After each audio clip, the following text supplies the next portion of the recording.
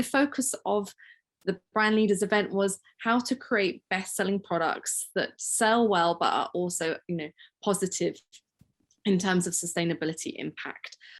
So first up, we were lucky enough to be joined by James Bartle, who some of you might be familiar with, the founder and CEO of Outland Denim, Australia's first B Corp certified denim brand, known for its revolutionary approach to social and environmental sustainability.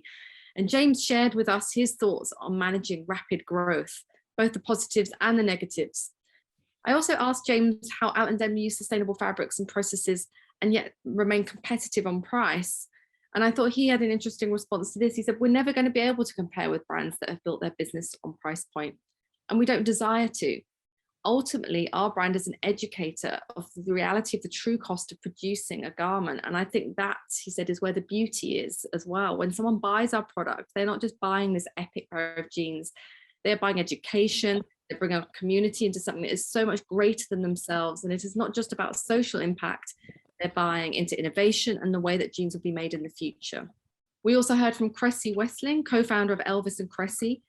Since 2005, Elvis & Cressy have been rescuing decommissioned fire hoses and transforming them to luxury lifestyle accessories and donating 50% of profits back to charities. And I asked Cressy, how did they go about achieving product market fit? And I thought this was really interesting. She said all their research into product development tends to be talking to people on the sales floor and asking them what they have always sold, specifically not what they've sold this year or last year, but what items do people need all the time. And she said it was never about talking to consumers. It was about finding out what the perennials are. We were also thrilled to be joined by Molly Coe, co-founder of Osse Duro, a women's wear label with a cult following and over $1 million in sales, worn by Michelle Obama. Osse Duro has scaled up artisanal techniques such as hand dyeing and weaving while maintaining direct relationships with all producers, and they predominantly work out of Ghana.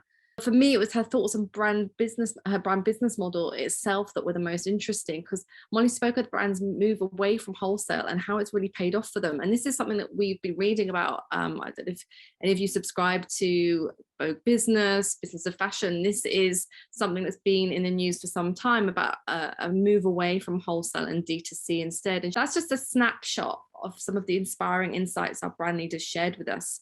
And to hear more, you can check out the full recordings on Con Objective. They're available exclusively to our pro members.